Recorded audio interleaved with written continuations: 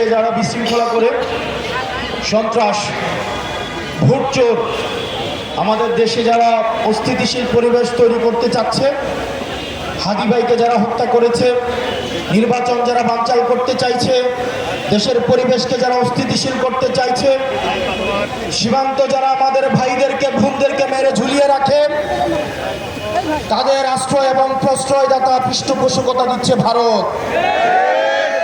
ভারতকে স্পষ্ট ভাষায় বলতে চাই, যারা আমার দেশের সার্বভৌমত্বকে বিশ্বাস করে না, যারা আমার দেশের সম্ভাবনাকে বিশ্বাস করে না, যারা ভোটাধিকারকে বিশ্বাস করে না, মানবাধিকারকে বিশ্বাস করে না, যারা এই দেশের সন্তানদেরকে বিশ্বাস করে না, আপনারা যেহেতু তাদেরকে আশ্রয় প্রশ্রয় দিচ্ছেন, কথা স্পষ্ট করে বলে দিতে চাই, ভারতের যারা সেপারেটিস্ট আছে বাংলাদেশে আমরা তাদেরকে আশ্রয় প্রশ্রয় দিয়ে যে সেভেন সিস্টার রয়েছে সেটাকে বাংলাদেশ থেকে ভারত থেকে এই হাসিনার পৃষ্ঠপোষক স্পষ্ট ভাষায় দিনের আলোর মতো স্পষ্ট স্বচ্ছ তাদেরকে ভারত অর্থ দিয়ে, তাদেরকে অস্ত্র দিয়ে, ট্রেনিং দিয়ে বাংলাদেশের বিরুদ্ধে তাদেরকে দাঁড় করিয়ে দিচ্ছে। আমাদের ভারতের বিরুদ্ধে একটি পার্শ্ববর্তী দেশ বলার কোনো সুযোগ নাই। আপনার জবানে স্পষ্ট করতে হবে এই বাংলাদেশকে ভারত একটা ফিলিস্তিন বানাইতে চায়। আমাদেরকে সবাইকে ঐক্যবদ্ধ হতে হবে। ক্ষমতার জন্য, গদির জন্য, মন্ত্রণালয়ের জন্য যারা দিল্লিতে কিবলা দিচ্ছে এই বাংলাদেশের স্বাধীনতা তারা তৃতীয়বারের মতো বিক্রি করে দেওয়ার প্রস্তুতি নিচ্ছে।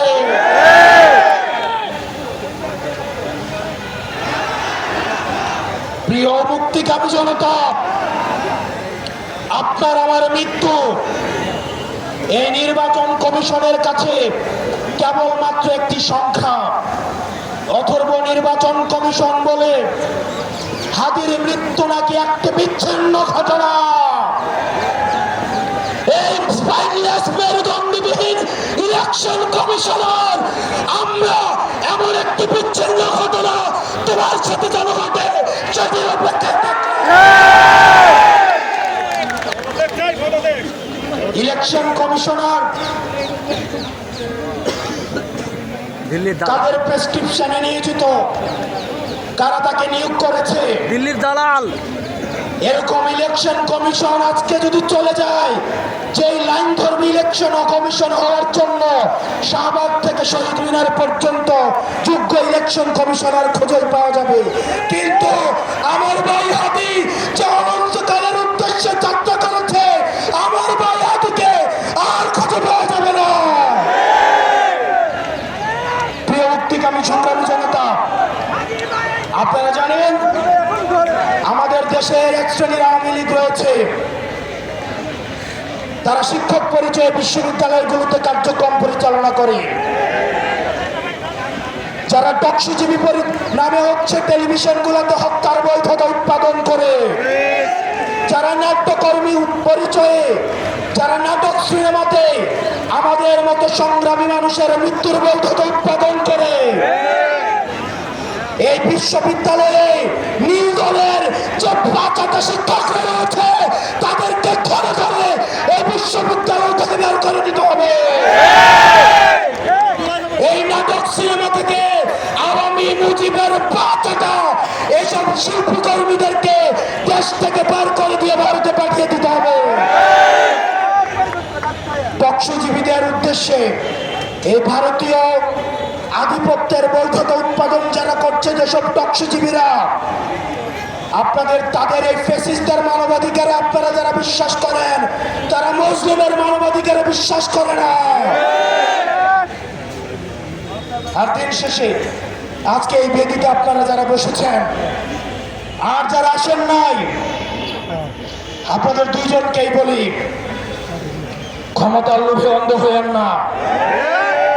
আজকে যদি আমার বুকে গুলি লাগে, আমি জানি এই ধরনের একটা প্রোগ্রাম হবে, এসে বক্তৃতা দিবেন, তারপর চলে গিয়ে আবার হচ্ছে সিট নিয়ে নেগোসিয়েশন করবেন।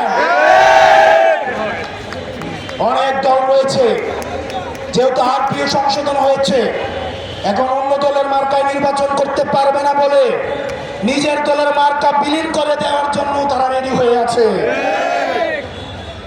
এগুলো দিয়ে জাতীয় ঐক্য হয় না।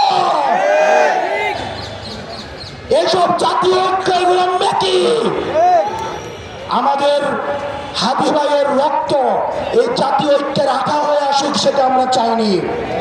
আপনারা যদি দেশের প্রশ্নে, সার্বভৌমত্বের প্রশ্নে, বাংলাদেশের প্রশ্নে দলীয় স্বার্থের ঊর্ধ্বে উঠে আমরা 1 আগস্ট, আমরা 3 আগস্ট 2024 সালে এই শহীদ মিনারের বেদিতে দাঁড়িয়ে যেভাবে আমরা ফ্যাসিবাদের বিলোপ এবং নতুন রাষ্ট্র ব্যবস্থা বিনির্মাণের যে এক দফা দাবি দিয়েছিলাম, আমাদের সেদিনের মতো আবার ঐক্যবদ্ধ হতে হবে।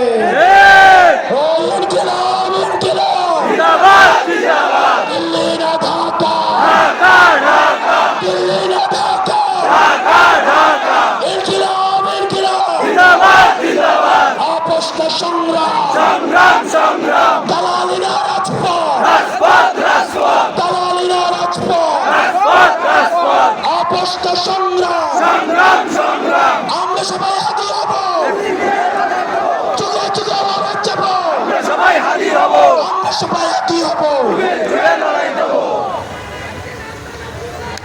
প্রিয় সংগ্রামী